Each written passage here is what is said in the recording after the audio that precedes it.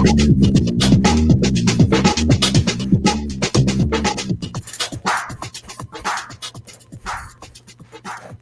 hello and welcome to Caching in the Northwest. You know, this is the official podcast of GeoWoodstock 18 right here in the Great Pacific Northwest. Each week, we're going to talk about caches and cachers from here and all around the globe. So while you're trying to find a mask that fits your mood, we'll be caching in the Northwest.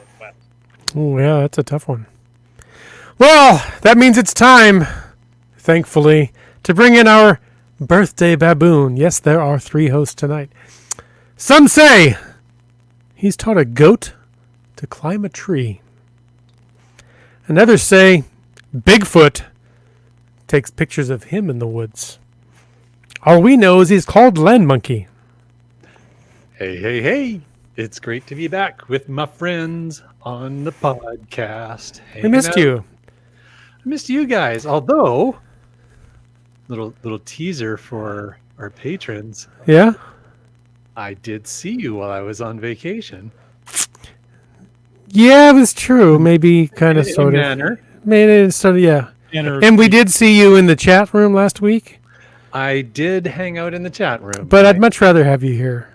It wasn't quite the same. Good. Yeah, it's just not the same. Although there may have been baked goods where you were. There were baked goods where I was. Okay, well then you podcasted correctly. Well, I did my best. But it is awesome to be back with my friends, back with all of our friends listening live. We've got a great live audience going tonight. Hello to everybody out there. And we are looking forward to having a fun show tonight. Tonight, the subject matter is what you've been up to, LANMonkey, and yeah, we've been on a bit of a road trip, and I want to share it because it's an opportunity for those who can travel around British Columbia right now to consider some really cool places to check out that we checked out, and when the borders open up again, some cool places for everybody else to come and check out. So we're going to talk about some of the neat stuff that we saw in the last couple of weeks. Nice. And, you've been everywhere, man. Well, I try. We get around a little bit, but, as much as we can. But, of course, the other thing that it's always time to do at the beginning of the podcast is a quick reminder that we appreciate the support of our patrons who help to keep the podcast coming each and every week. And a special thanks to our corporate Denali level sponsor. That would be Landsharks. And, folks, if you want to know more about Landsharks, go to landsharkswithaz.ca, and if you want to know more about supporting this podcast, click that Patreon link on the cashingnw.com website. Oh, I miss saying that so much. I think I tried to do it last week for you. Did you? Yeah, I think I recall hearing that. It's not the same. I just noticed Wits End has a different moving shark than the rest of us. I don't know how that happened. Oh. What? I don't know what you're talking about. Ah. Okay. We'll have to pay closer attention at the end of the show. Maybe. He'll switch it back by then. I know him. Hey! Whatever. It was a one-time deal. If you missed it, you missed it. Oh, no. Hey, folks, it's that time for our glow. Yes, that's the geocaching log of the week. Whether you read it or whether you wrote it, we want to hear about it because great log simply made geocaching better. Send an email or field recording to feedback@cashingnw.com. You can call in to 253-693-TFTC or use the voicemail tool on the website and show us how you glow.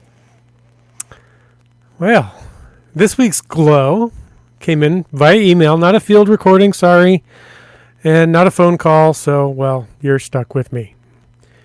But because it's from Donners, I'm going to try to stare at the camera a lot. No. Are you staring at me? No, I'm staring at Donners. Okay. Because it's what I do. Let's see. I don't know which cache this glow was from, unless it didn't make it in there, but it doesn't matter. We're going to read it. The log reads, "Oh my word! Killed myself laughing at this awesome cache and couldn't wait to go find it. Still need to do the puzzle for the other." Well, everything was true. The grass was out of control, swaying all rudely in the breeze and everything. Almost got grass in my eye as I waded through it, looking eagerly for snakes that one of the other cachers had talked about. Oh, wait. Perhaps they were fictitious snakes of an overactive imagination? I was with the LANMonkeys and manta rays and their dog. We went together as a team, determined to conquer this unbearable cache. We found the source of the stink. Man, those skunk cabbages were big enough to eat us. Thankfully they didn't, but the stinging nettles tried to. Geesh, anyhow, after I had already eyeballed that cache twice, yes, twice, and ignored it, Manta Ray suddenly called out, "Found it!" Lucky us, she was almost bitten by a huge python that came slithering up to say hello. All right, who dumps their unwanted pets at geocache sites anyhow? And we had to struggle to control Piggy, the golden retriever known as Jasper, who wanted to bite his head off. A trophy day? Not today. It slithered away and we gratefully made our way out of that horrible grass and squishy, squelchy terrain. What a day, what a cache. I guess I need to say thank you because it was a fun adventure nonetheless. And we all get a smiley face for it to boot. So very nice. Thank you, Donners, for that. Yeah. Yes. That was apparently a while back if you had Jasper there with you. It was, yeah. I recognize which cache this is. I remember the day. I'm guessing it's some kind of a liar's cache. Well, no? Only a little bit. Okay. There was no python, but pretty much everything else in there is accurate. So Okay. Grass up to your eyeballs? yeah. It was and skunk cabbage And skunk cabbage. and stinging nettles. It had the full trifecta going on there. It was kind of fun to read a log of cachers. I've cached with all of them and had a great time with all of them. And thankfully didn't have any stinging nettles when I was with them. No, Or but skunk mosquitoes. That's very polite of you. Well, the mosquitoes, that's another story. Oh, that is a story. That is a story. Yeah. I'm looking forward to that one. We'll tell you someday. Hey, folks, if you want to join tonight's chat, use the hashtag travel in the show, not the show notes. I'm reading the show notes. You can use the chat. You get extra credit if you can put it in the show notes. Yeah, that's true. I'm not talking to you, Brylang. We have extra people to help with the show notes. But use it there in the chat. And of course, folks, we want you. We implore you to use the hashtag PATAS in the chat to tell us what you've been doing, what you've been up to, so that we can share with you towards the end of the show. So, all right. With that said, yeah. Talking about what you've been up to. Well, what you been up to, LANMonkey?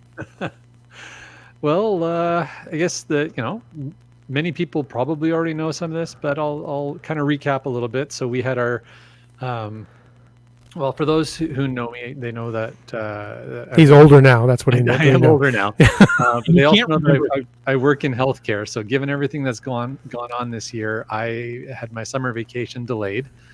So we finally had our summer vacation in September. So good news is the weather held out just long enough. Well, it was still summer. It was. Fall just started this week, so That's right. But it was our delayed summer vacation combined with what I would call a replanned birthday trip. In 2019, we had planned with a couple of friends to go perhaps some more exotic destinations. A few different places we had on the list that we had, none of us had been to, and we were looking at doing a group trip. And 2020 changed everybody's plans everywhere. Indeed. So, like true geocachers, we adapted and truly enjoyed adventuring a little bit in our big, beautiful British Columbia backyard. So that's what we ended up doing. you were just in your backyard the whole time? Yeah. Well, I've got a big backyard. And yeah. I didn't mow, so it was more of an adventure. It's got that grass as tall as your eye. That's right. Up to your eyes. Yeah. With yeah. pythons. Well, hey, I tell you, I'm not exaggerating when I say that it was truly special and memorable to me when you showed up at my 50th birthday party. And I know that you also showed up at Chris's 50th birthday party. It was a surprise for me to have you show up there. So And it took closing international borders for me not to be at your 50th birthday, let me tell you. Well, you guys did the very best or next best thing possible to doing that, to showing up in person. And again, teaser for our patrons are going to get to see a little bit of what we're talking about. But it was awesome. Yeah, I mean, considering everything going on, it was a pretty amazing 50th birthday. So yeah, if there's any way I could have been there, I'd have been there, buddy. I appreciate that. And again, it's the wish we could have been together with more friends and have a big party on the day. But the way we planned things out, it worked out really well. Mrs. Monkey and I had lots of monkey quiet time.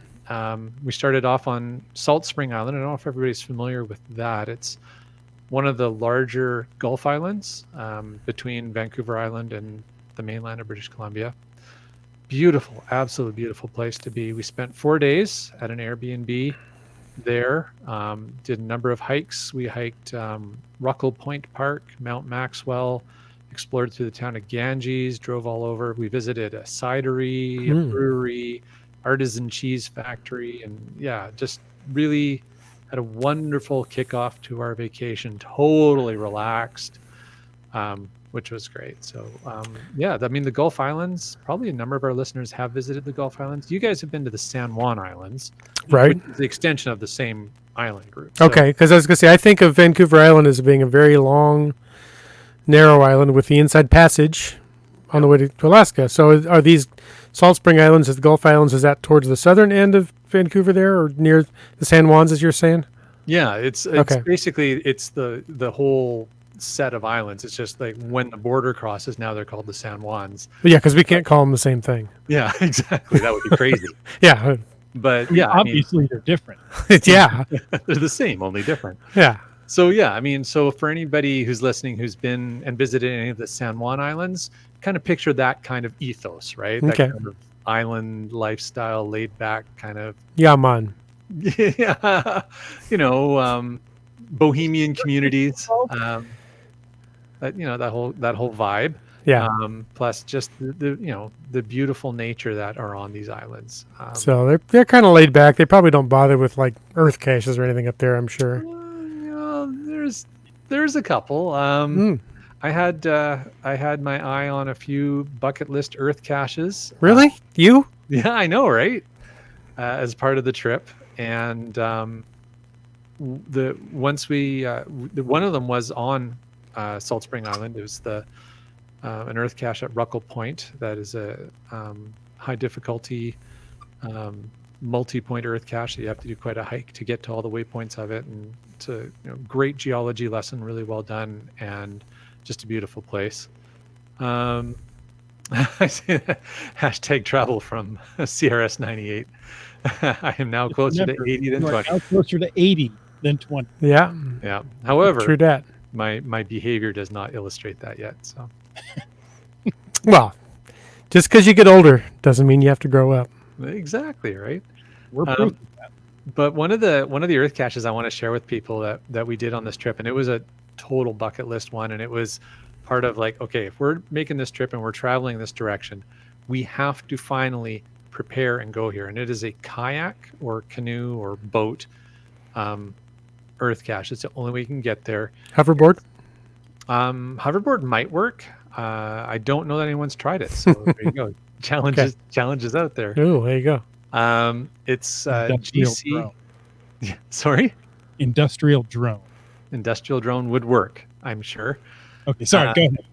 GC2610Y is the GC code, and it's on I think it's called like paddle through sea caves or something like that, which is basically what you do. And it was just spectacular. We kayaked out from in Horseshoe Bay in Nanaimo out to Jessie Island, which is a privately owned island, so you can't actually land on the island per se, but when the tide is just at the right level and we timed it perfectly, you can actually paddle through the sea caves and see all the sea stars and starfish and urchins, and it was just unbelievable. Seals, we saw a rock just loaded with seals who watched us go by and said "erp, erp, erp." Well, once again, I'm thinking hoverboard, because then you wouldn't actually land on the island. See? Yeah, Yeah, you could smart. just industrial drone. You never actually land. We've got this covered for you, LANMonkey. Jetpack. You guys are all over this. Yeah.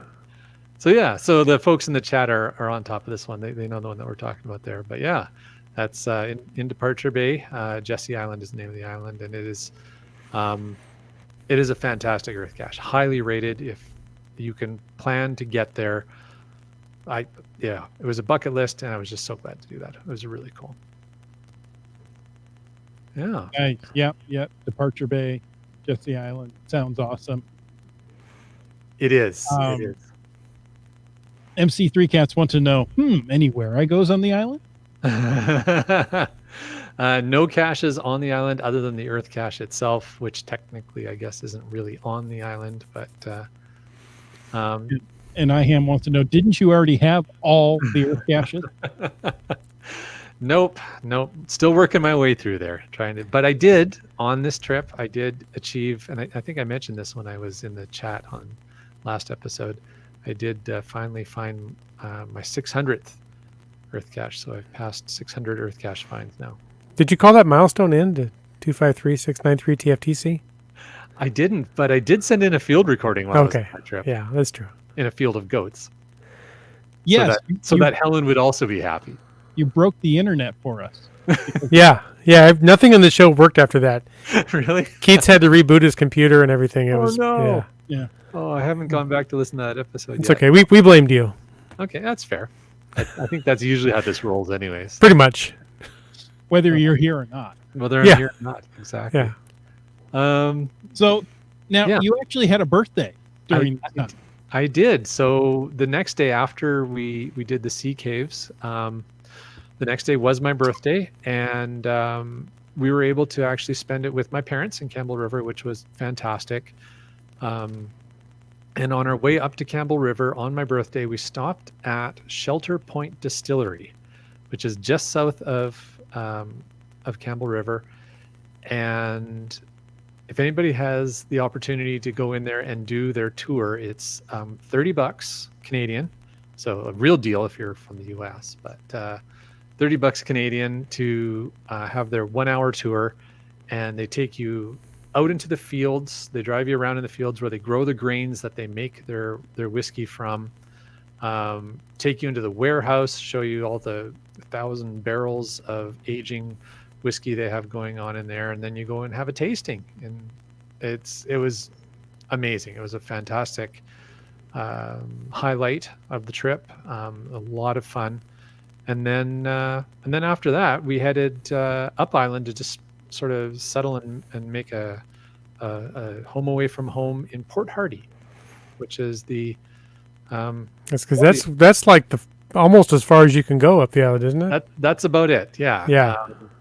That's northern wise. That's pretty much the northernmost city on Vancouver Island. So we stayed there for 4 days. We checked out some more great earth caches. There's something called the Alice Lake Loop. So I would tell anybody who's planning or thinking about heading up to northern Vancouver Island to do some exploring to check out the Alice Lake Loop. It's got a few fantastic earth caches, a couple more coming out maybe soon. We'll see. There's a fossil bed. There's a disappearing river. There's a cenote. Like it's unbelievable. All the different things that you can see on this loop. It'll take you, a good day of driving the Forest Service roads, but it's fantastic. It's worth it. Huh? It's definitely worth it. And another highlight of that part of the trip was Mrs. Monkey had solved a puzzle cache that had been lonely for 5 years. And we were like, oh, not sure if we'll get to this one or not. But our guides who were driving us managed to get us out to it. And so we were able to claim a 5-year lonely mystery cache, which is pretty cool. You don't get to do that too often. You had guides. Sounds Yeah. official. Yeah. Yeah. Yes, we spent that part of our trip with our friends, the land sharks. We were that's who we were originally planning that them and another couple we were going to be going and doing a trip elsewhere, but then plans changed. So did you also have a Sherpa?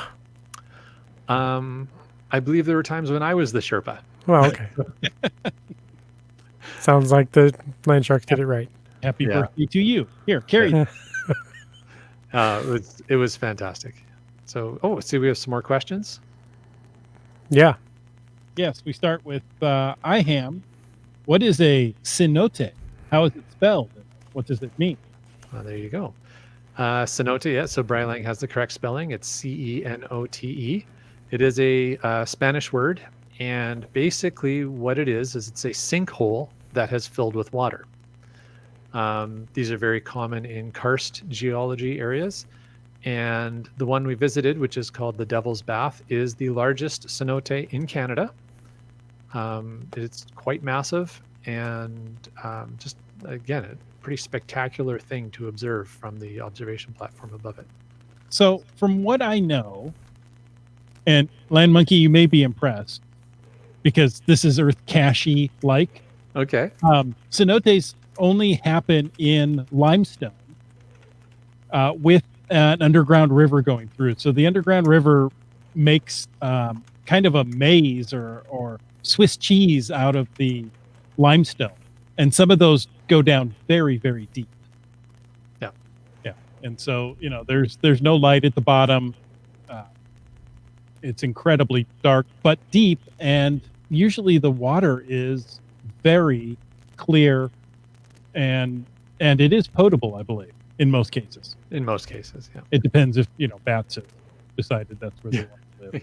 There's that. And there's cenotes, so when we were in Cuba several years ago for a trip, we visited a few different cenotes they have there because, of course, that whole region, Florida, Cuba, that whole region is all karst geology. I didn't know that part of it. Yeah. And he's called karst. There you go. And that is when you're closer to the ocean there, like in Cuba, you can actually get brackish water in there. So you can get a mixture of seawater and fresh water. But yeah, very, very cool. Nice. And CRS 98 says, sounds fabulous. I'm so jealous. I spent the whole time you were away at work. Well, thank you, CRS 98, for working hard. Yeah, I mean, I spent all summer at work, so it was nice to nice to get away for a couple of weeks. Exactly. Keats 94 wants to know which GC is near the Alice Lake Loop. Well, there's a few on the Alice Lake Loop, but I'll look that up so that by the time we get, unless our research department beats me to it, by the time we get to the after show, I'll be able to share that. Good questions, though. Wit's end, you have to stop flashing. I wish I could. I don't know. Tonight's bad, but I see it flashing. There's nothing I can do to change. Yeah. Yeah. So some other stuff that we did that I would highly recommend if you're staying up in the Port Hardy, northern Vancouver Island area. There's a plane wreck on the mountainside very near to the town of Port Hardy. It's a Dakota 576, the troop transport plane that had crashed into the side of the mountain. Most of the wreckage is there and relatively intact. It's quite fascinating. It's only maybe a 2-hour hike, if that. The first half of the hike is pretty easy. The second half's a little trickier, but it's pretty doable. GC Juliet 97 Alpha is the GC code for that one. That's definitely one that I would suggest people put on their list. And then one of the other places we went that was absolutely spectacular was we drove out to the west coast of Vancouver Island to the San Joseph Bay sea stacks. There's an earth cache and some traditionals out that way as well, but the earth cache is GC 296 Kilo Papa. So Now, yeah. wasn't the sea stacks the bad guys in the Land of the Lost? yes. No, that was a Sleestacks. Oh, Oh. Well, they suddenly got a lot less interesting. didn't Marshall, Will, and Holly. they? Wow, You know- that is pretty good memory of that trivia, Jim, I gotta say. didn't they take a 3-hour tour? Wound up being a little longer than that. Yeah, Yeah. something like that. Our research department, in this case, Keats 94, came up with a geocache that starts the Alice Lake Loop Trail of GC to Quebec for Whiskey Bry. Yeah. Excellent. And in case you need to know, Bryland came up with the things to do, just things to do on North Vancouver Island. Yeah, so that's a long URL, but at least it doesn't have cryptic characters in it, so it's pretty Right. easy to remember. Things to do, nature parks, Alice Lake Loop Tour. But yeah, if you just Google Alice Lake Loop Tour, you'll get probably that exact URL that Bryland's brought up. So yeah, lots of fun. Enoch the Altrusian. Wow. It was a 3 million, Year tour, yeah. and it was Exactly.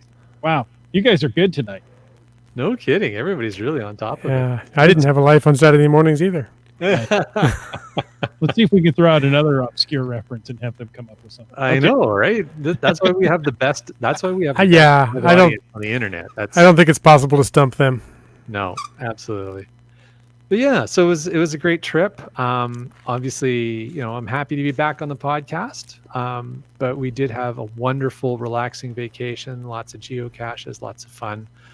Plenty of we have plenty of friends and family on Vancouver Island. We saw some of them. There's many that we just didn't get a chance to visit with, but we'll be back. There's always more trips to Vancouver Island for us. This trip was kind of more focused on achieving some very specific bucket list adventures for, to be brutally, honestly selfish for myself, things I really wanted to do for my birthday. So that was kind of the focus. And then also balanced with that some seriously quiet downtime for Mrs. Monkey and I before we returned to our very, very busy work schedules that we are back in the thick of again. So, thanks to all of our friends and family who are patient with us, who accepted that we weren't visiting on that particular visit, but we will definitely be back to visit again. Well, now that you've had the trip full of your stuff to do, it's all about Mrs. LANMonkey from here out. Just want you to know. It normally is. Yes, Yeah. exactly. You got your one, Yeah. you're done. Now we got to go back and finish Gold Country. Yeah. No, that was great. So it was a lot of fun. Like I said, I missed you guys, of course. I missed the interaction with our live audience, all the fun and all the love that comes in from these guys and all the obscure references they get that usually I don't even get, which is fantastic. So just learning something new every Thursday night. Building on that, Yes. and I don't want to get too sappy. Okay. I never consider Thursday night a chore. It's a treat for us to get on here, talk to each other, talk to all of you each week. So thank you guys for sticking with us. It really is, exciting. We're getting together with friends. Yes. And especially during this time, it's tough. You don't have the events to go to, most of us. And you don't get to see your geocaching friends. So this, is as close as we can get.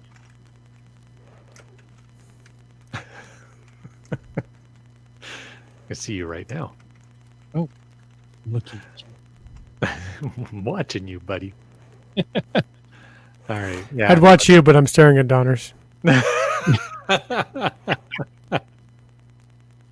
Too funny. Yep, go ahead. Breitling wants to know. I don't see his. I only see it in the show notes. Were there any memorable viewpoints or special locations you had already mentioned? Okay. Well, I tried to mention most of the really key locations that I'd strongly recommend anybody else check out if they do the trip, because I wanted to try and have that in the show so that I can kind of help people plan their own trips to Vancouver Island. But I guess maybe one that I didn't mention that I think is also definitely worth visiting is Newcastle Island, which is also in Departure Bay, just off the coast of Nanaimo. It's a provincial park, and the entire island is, and it is networked with trails loaded with geocaches, about a dozen geocaches on there. You can spend the better part of a day just walking that island and finding all the geocaches and having a great time.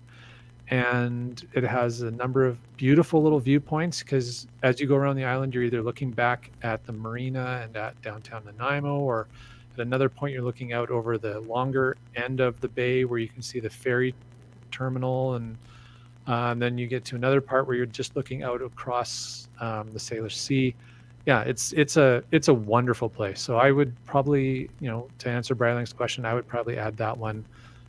Newcastle Island it's just beautiful. Add that in there. Nice. Okay, is there any places you went to that you wish you had? Any places that I went to that I wish I hadn't? Like, oh, that was a waste of time. I wouldn't probably the Earth caches. No. It's like homework. Yeah, that's what Laura says. I'd love that homework. No, honestly, everywhere we went, I mean, like anywhere you travel, there's some places that are higher up on the list than others.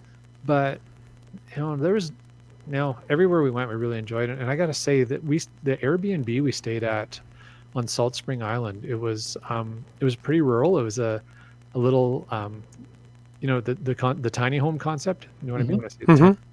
It's a tiny home that somebody had on their property, and we stayed there for 4 days. And it was, just south of Mount Maxwell. It was quite rural on Salt Spring, and it was amazing. It just, at night we would go out and sit on the little patio with the lights off and just look and see all the stars. Right? Yeah. Nothing like being out in a dark sky area, rural area. It's amazing. Yeah.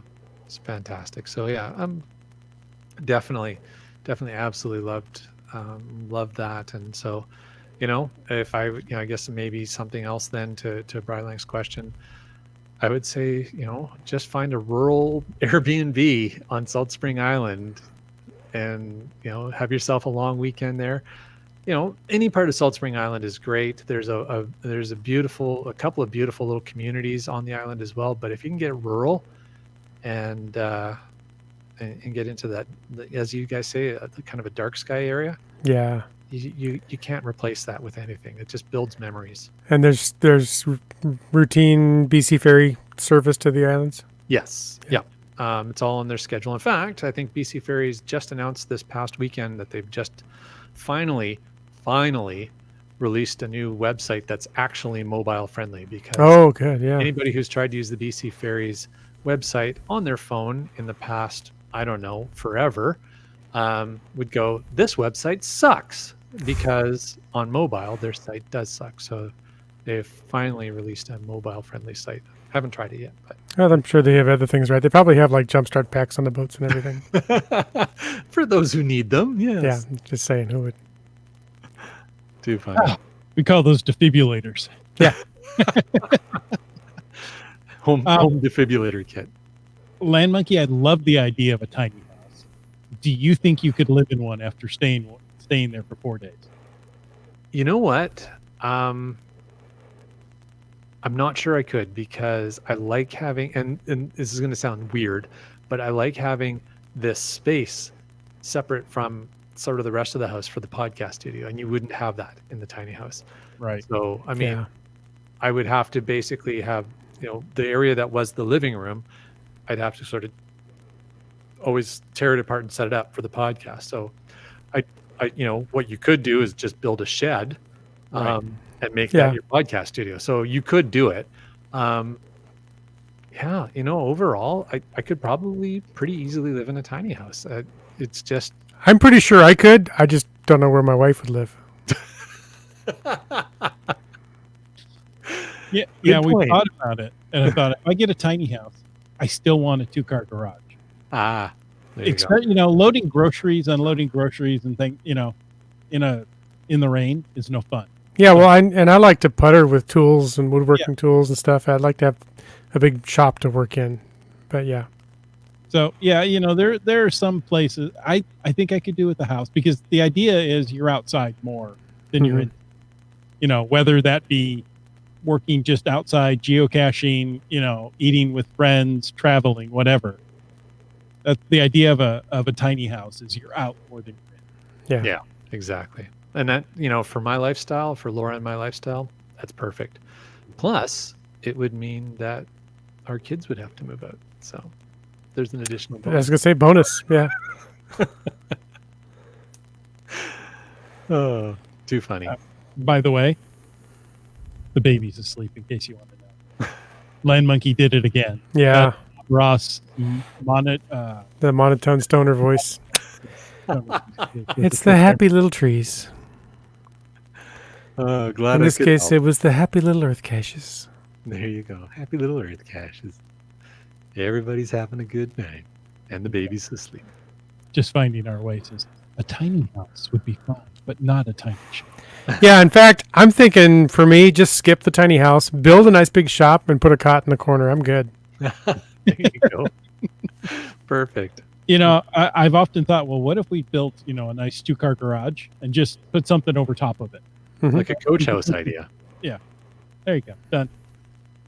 Brilliant. Until, you have to work on your car in the garage. You wonder why the house smells like exhaust all the time. Let's put hair in your chest. And my wife's too. Yeah, I was going to say your wife might not like that, but I'm not going to touch that comment at all. Thank you. Komakino wants to know, did you drop off or pick up any trackables?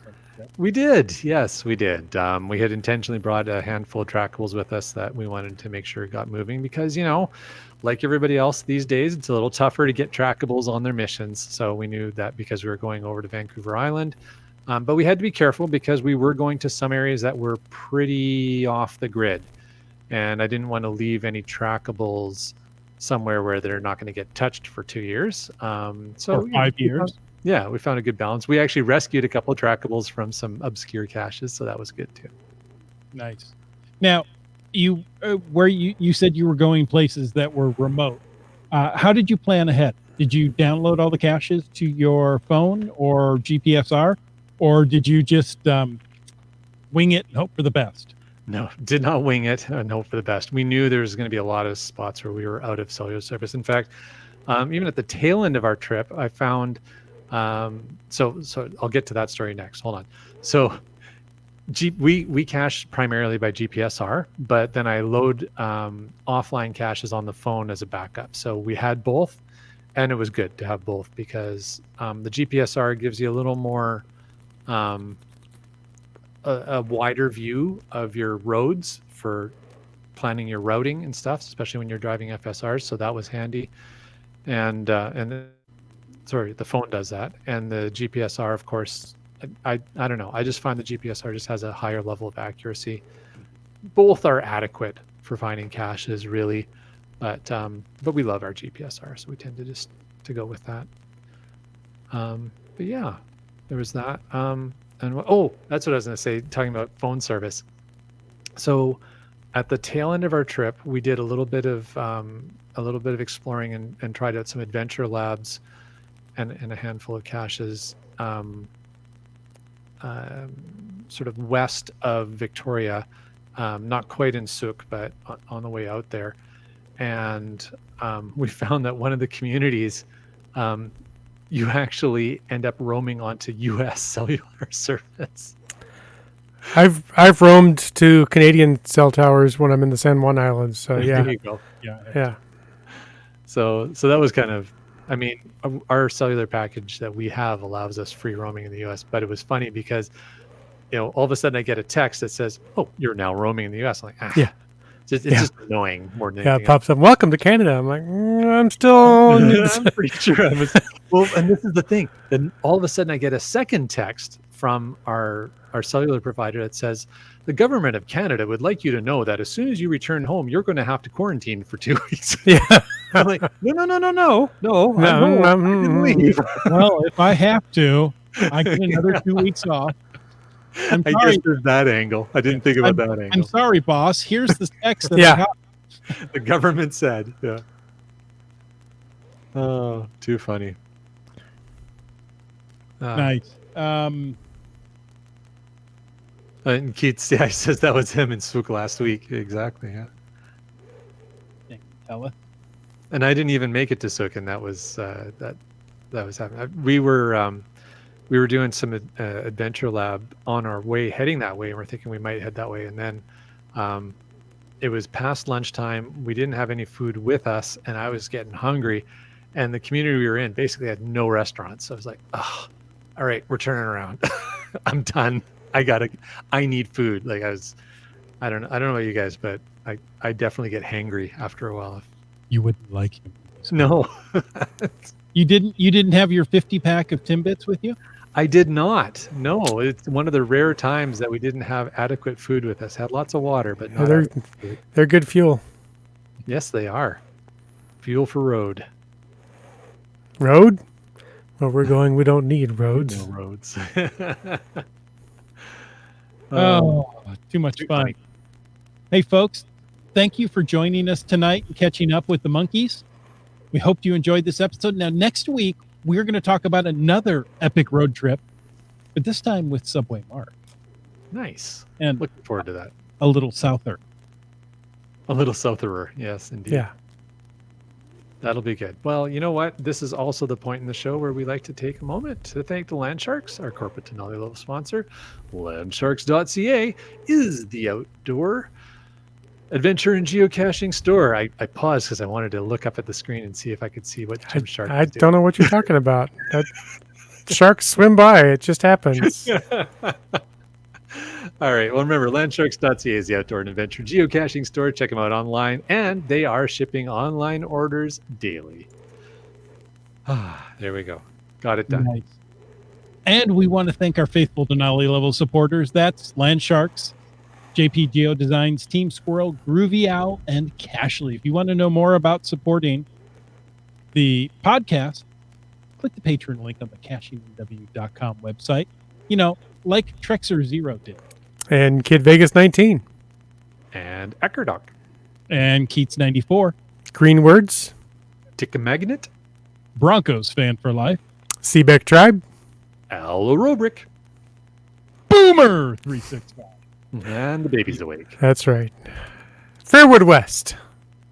GSM ×2. Our next week's guest, Subway Mark. A previous guest, Team Noltex. The Geo Travelers. MC3 Cats. On a boat. Logwork. You talks to rocks. Sprouter. Wet Coaster.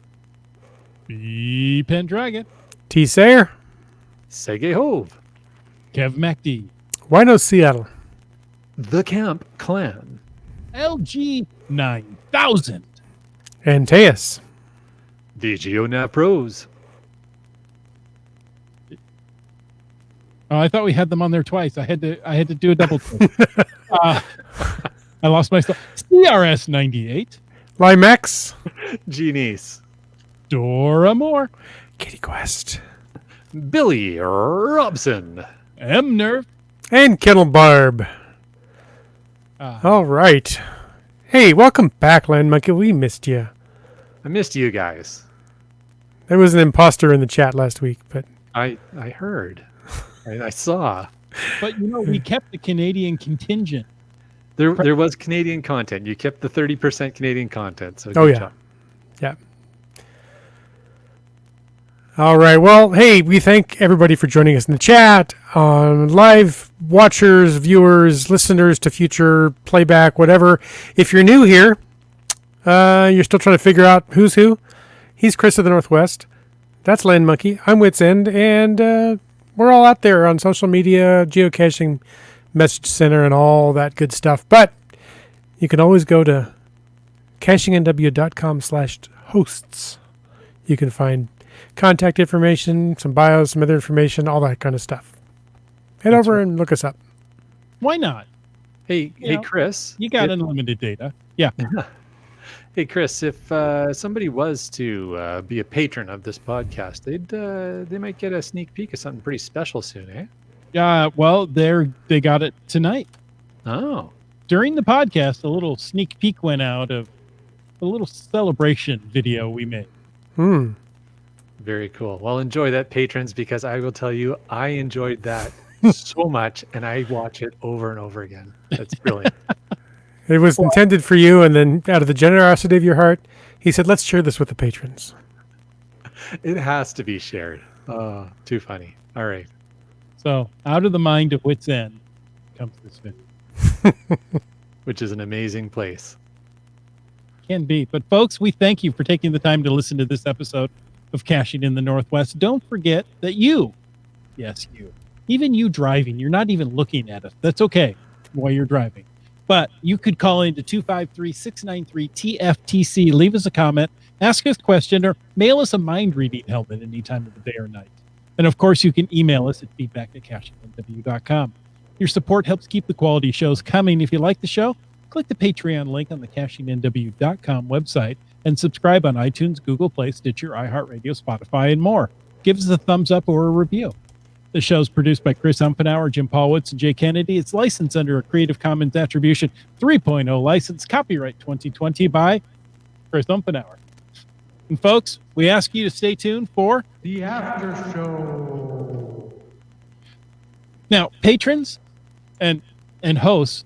I meant to tell you this in the pre-show, but you wouldn't let me get a word in edgewise. Sunday, we are going to do another game night. Ooh. So Sunday at 9:00, normal podcast time, Okay. we'll do another game night. Okay. It's been a while, and I asked if people were interested, and Sunday night just edged out Wednesday night. Okay. Very cool. All right. Sounds like fun. Text me a half an hour prior, make sure I'm not asleep. Now, you could be by then, couldn't you? It depends how the NFL game's going. Oh, let's see. We have some great FATAS tonight. We do. Starts with Keats 94. I flew up to foggy Port Hardy to hike the Cape Scott Trail. The Scapegoat Trail. The scapegoat. That's different somehow. Not really. It could be the same. It's so wild up there.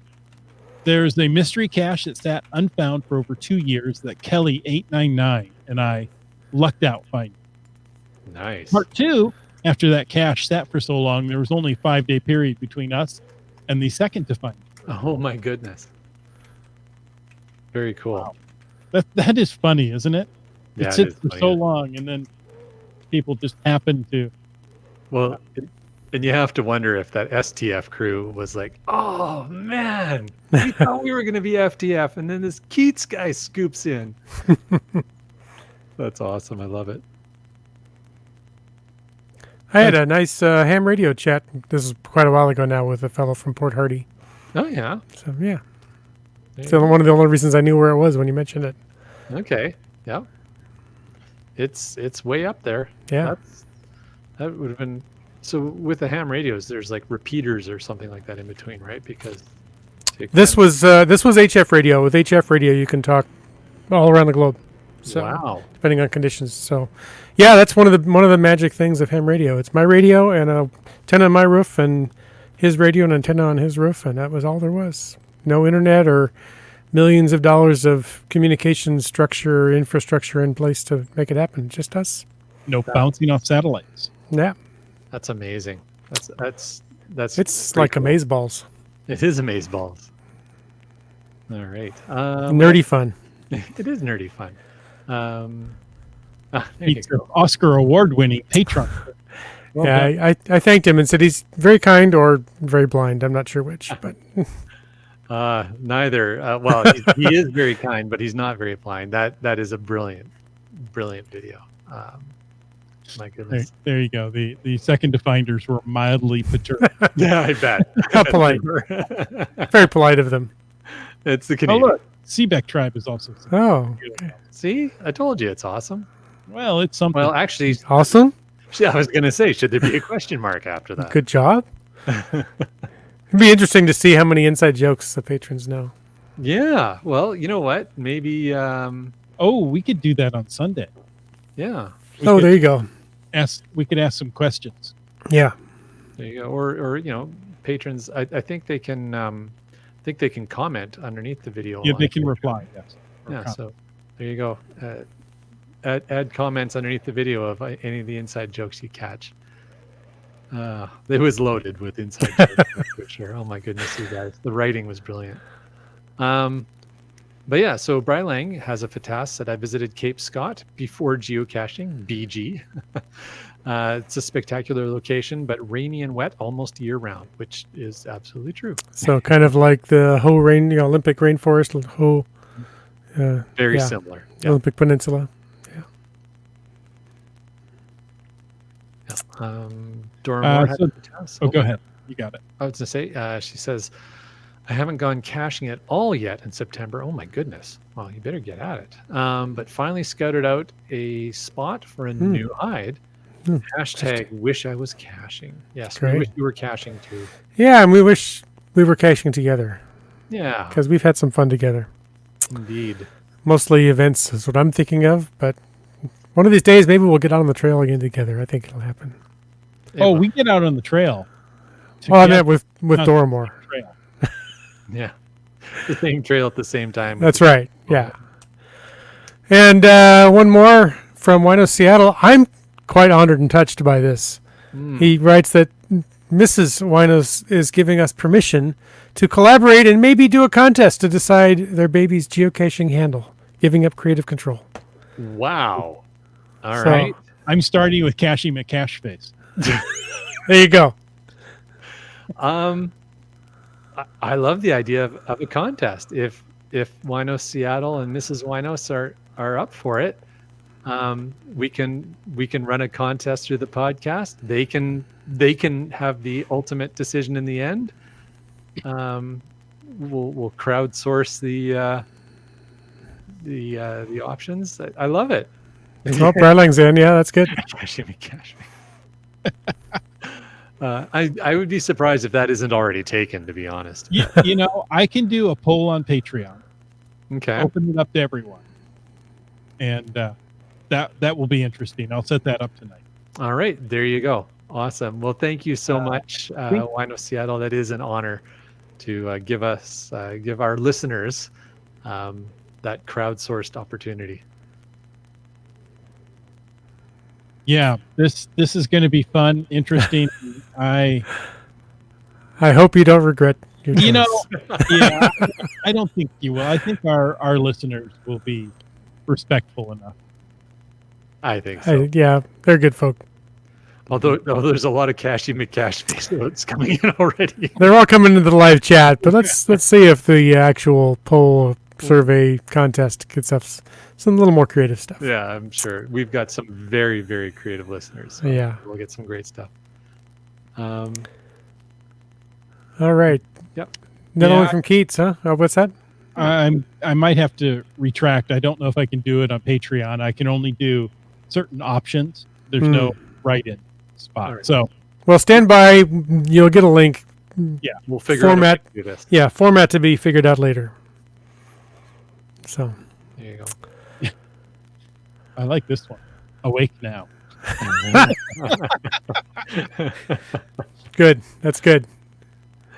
Yeah, and Wino Seattle. It's their pleasure, and Nikki says yes. Crowdsource the baby's geocaching handle. Awesome. Yeah, and the beauty of it is geocaching lets you change handles later. So. Exactly. Oh yeah.